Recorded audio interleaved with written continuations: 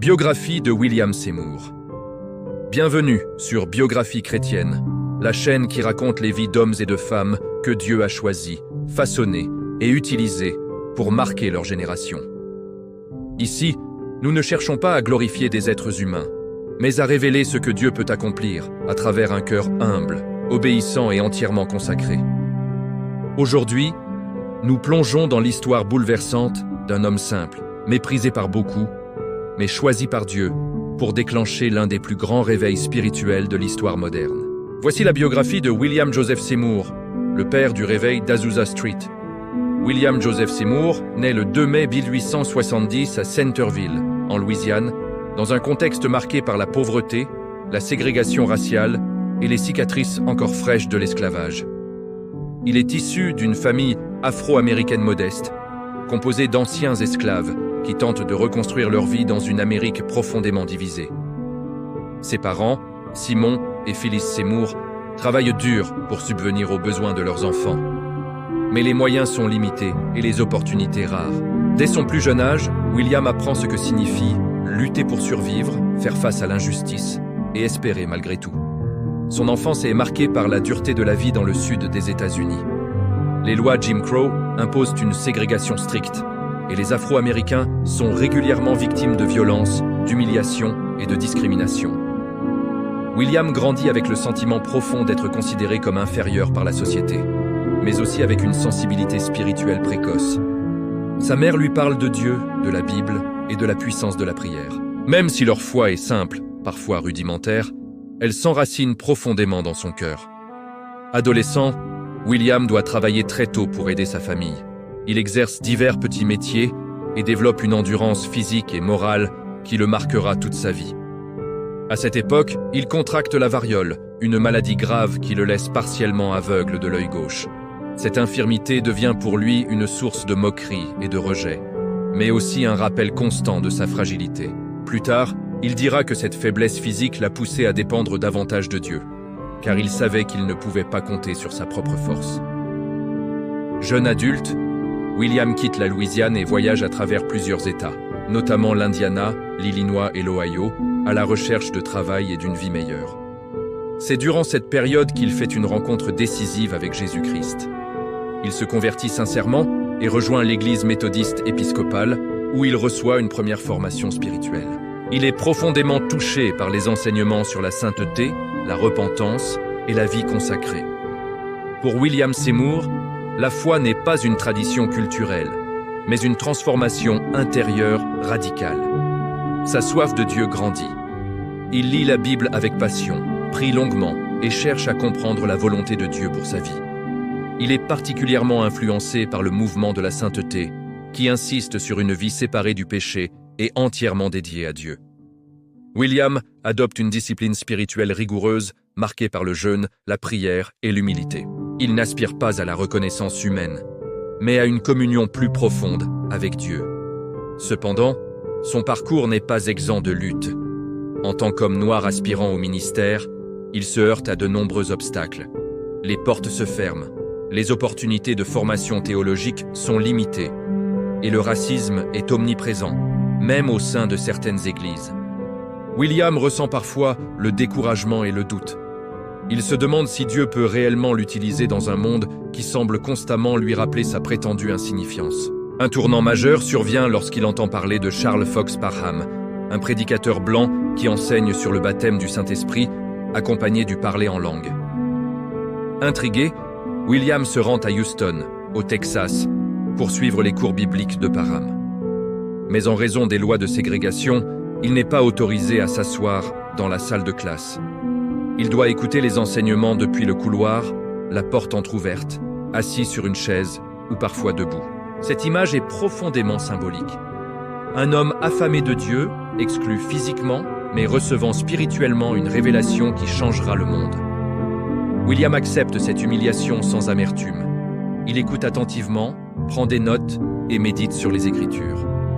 Il est convaincu que le baptême du Saint-Esprit est une promesse toujours valable pour les croyants, mais il n'a pas encore lui-même fait l'expérience du parler en langue.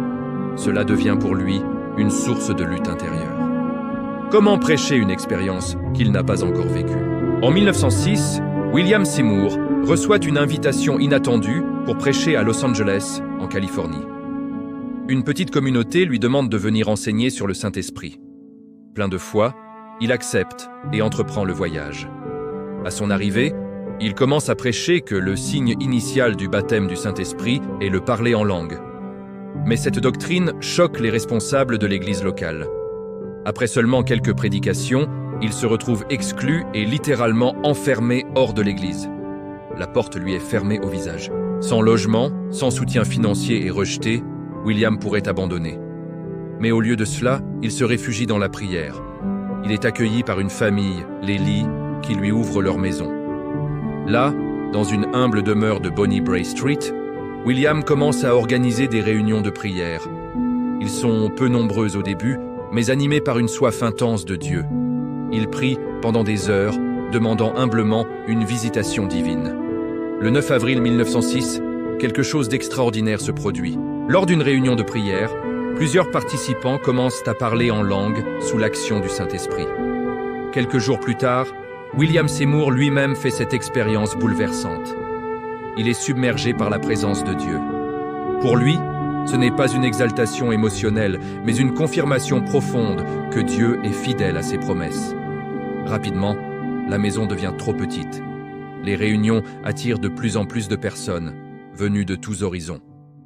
Ils trouvent alors un ancien bâtiment délabré au 312 Azusa Street, anciennement une écurie transformée en entrepôt. C'est là que commence le réveil d'Azusa Street, un mouvement spirituel qui va secouer le monde chrétien. Les réunions à Azusa Street sont simples, désorganisées selon les standards humains, mais puissantes spirituellement. Il n'y a pas de programme précis. Les gens prient, chantent, témoignent, pleurent, se repentent et reçoivent le Saint-Esprit. Des miracles sont rapportés, des vies sont transformées, des cœurs brisés sont restaurés. Ce qui frappe le plus, c'est l'unité surnaturelle entre des personnes de race, de classe sociale et de cultures différentes. Dans une Amérique profondément raciste, Azusa Street devient un lieu où noirs, blancs, latinos, riches et pauvres adorent Dieu ensemble. William Seymour dirige ces réunions avec une humilité remarquable. Souvent, il prie la tête cachée dans une boîte en bois, refusant toute mise en avant personnelle. Il insiste constamment sur l'amour, l'humilité et l'obéissance à l'esprit. Il met en garde contre l'orgueil spirituel et rappelle que les dons sans l'amour ne valent rien. Son leadership est doux, discret, mais profondément enraciné dans la prière.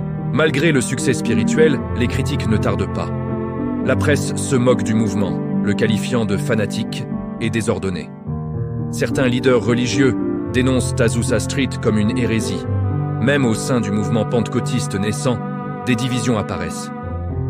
William est accusé d'être trop tolérant, trop passif, ou au contraire trop radical. Ces attaques l'affectent profondément, mais il choisit encore une fois la voie de l'humilité et du silence. Avec le temps, le réveil commence à perdre de son intensité initiale. Les conflits internes, les désaccords doctrinaux et l'usure émotionnelle pèsent lourdement.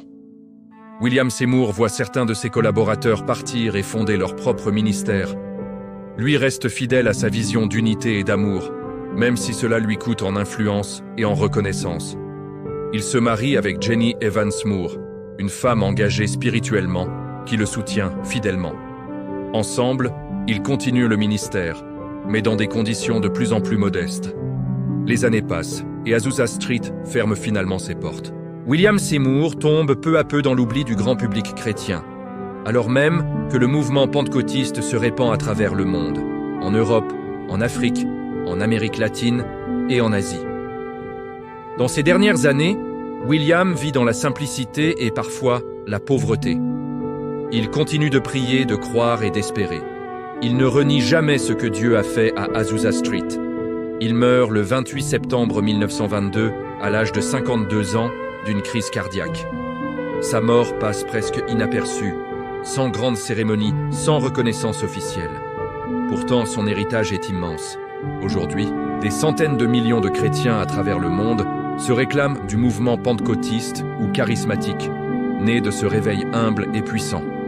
Des églises, des missions et des œuvres sociales trouvent leur origine spirituelle dans ce qui s'est passé à Azusa Street. William Seymour, l'homme rejeté, humilié et méprisé, est devenu un instrument clé dans les mains de Dieu. Sa vie nous enseigne des leçons spirituelles profondes. Dieu ne cherche pas des personnes parfaites, instruites ou reconnues, mais des cœurs humbles et disponibles. Les faiblesses, les blessures et les rejets peuvent devenir des terrains fertiles pour la gloire de Dieu. William Seymour nous rappelle que la vraie puissance spirituelle est indissociable de l'amour, de l'humilité et de l'obéissance.